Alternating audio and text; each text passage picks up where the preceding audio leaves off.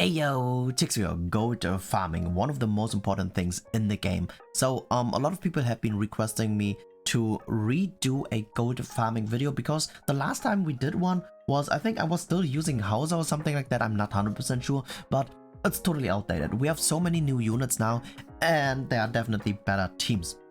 Of course, I'm not 100% sure if my team is going to be the best or not, but I can show you guys what I'm currently using. So this is currently my gold farming team. We will talk about the positioning and stuff a little bit later. So first of all, when gold farming starts, what should you do? Number one, in my opinion, what you need is definitely the gold food, because especially you do like a shit ton of runs.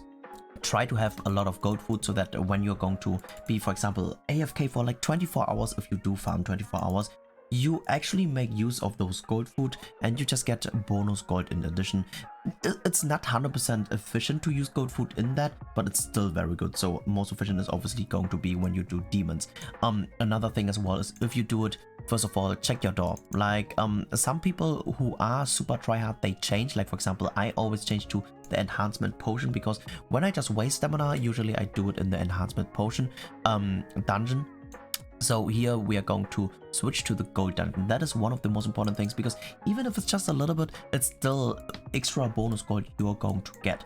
Another thing as well is if you are, like for example, close to 1 billion, there are a lot of people who are close to 1 billion. Don't sell all your chests, okay? So I'm personally not doing it because, as you can see, I'm not close to 1 billion, but you can sell all those chests, for example, but keep all your UR chests, because if you're going to stack all your UR chests, you're going to have way more gold than you actually have, or than you actually are able to keep, because the problem is we can't have more than 1 billion. I think you guys are aware of that. If you sell anything which is below 1 billion, you're above 1 billion, you can't sell more stuff in order to get that. So another thing, of course, as well, is make space in your inventory. So make sure that you can actually farm long enough without checking, oh damn, is my inventory full? But here, as you can see, like we have more than enough space. It doesn't really matter. And now I would say we are coming to the team. So once again, I'm 100% sure there are other teams as well. It's really up to you what teams you're going to use, what teams you want to use. So this is my personal team I am using. So first of all, this is going to be the artifact set. So basically, with this artifact set, our Brunhilde usually just one-shots, okay? She one-shots the first wave anyways, and the positioning here is also basically planned, because the thing is, so Ekigna is basically on the left side and she has an debuff card, and because she's putting on debuffs, which means any card I'm drawing, it doesn't really matter.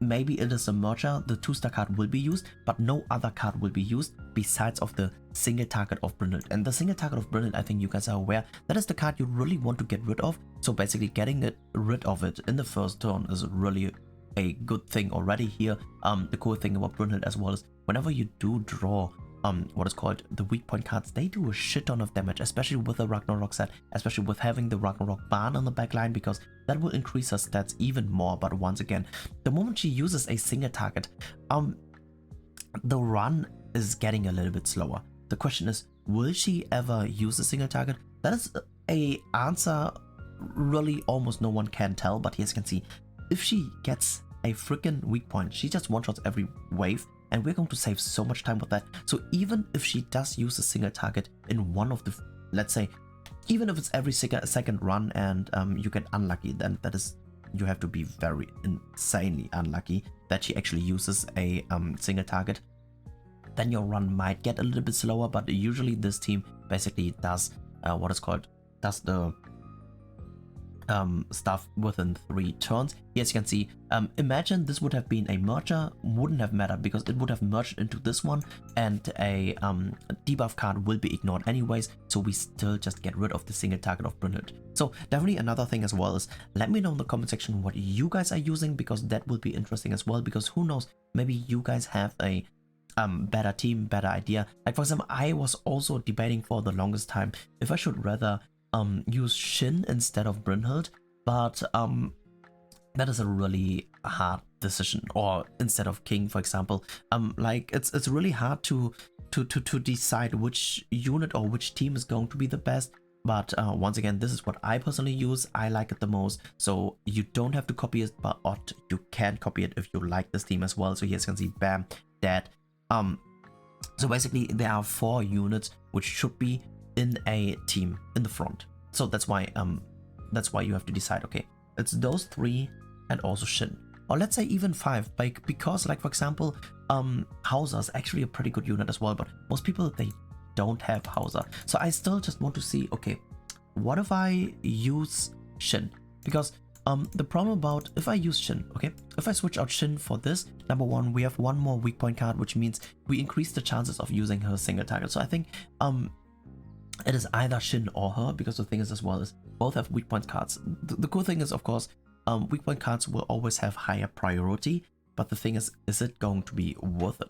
So I personally think, as I said, so if we want to switch anything, we would be switching out her for Shin, and we would be putting we would be putting instead the I would say we would be using the because he's having the weak point, I think the OC card set would be pretty good. And also I think my what's her name, my Echidna is actually having HP set right now.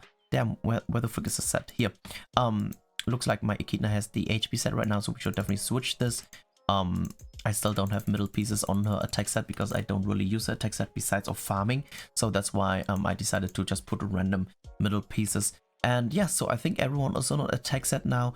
Now we go again. Here it is debatable if we should switch the Sadiel onto our Shin, but the problem is Shin is just having a 1 card he can be using every turn, or most of the times it's the weak point card, because usually they don't use 2 weak point cards in 1 turn. Here the cool thing is, because we don't have the Brynhild anymore, we actually use a debuff card, and the debuff card, or basically a Shin card, makes that we are going to actually rank up. Here right now we're going to rank up as long Echidna doesn't one-shot, but it's very unlikely that Echidna is one-shotting. But once again, it is debatable which is going to be the best. But here as you can see, bam, we have golden king card, so that way we definitely gonna do a shit ton of damage. That's gonna be super helpful. And I'm still debating, okay, because we don't use Brilliant anymore, the Barn backline is maybe not the optimal choice. So the second best choice would be obviously what's the name?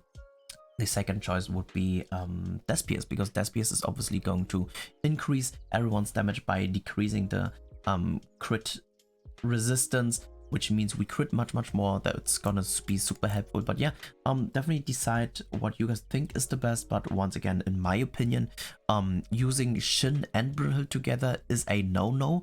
But here as you can see, the thing is, if you do use Shin, it is guaranteed that you at least need 2 cards in order to basically kill the first wave.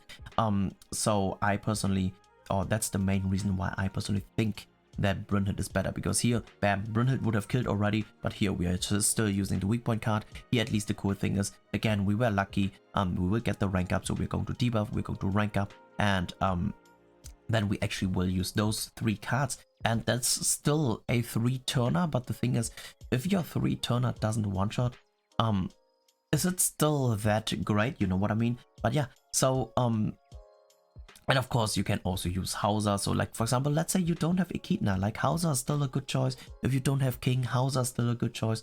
Or of course that you're going to mix Shin and Brynhild, but once again, mixing Shin and Brynhild, in my opinion, that is definitely a no-no. Because mainly that then the chances to use single targets of what is called single targets of Brynhild is much higher. But here, yeah, of course, I think I don't really need to show you gear, but I will just still show the gear because sometimes people are still asking. So everyone basically on an attack crit damage build, gold food is most important. Okay, he is backline, he doesn't matter what food he has. And yeah, so depending on the team, of course, change the artifacts as well. And I think that's basically it, guys. I really hope it was helpful, you enjoyed watching this. Let me know in the comment section what you guys were using so far, and also if you guys changed your mind that you're going to copy a team eventually. And yeah, thank you so much for tuning in, and peace out for now.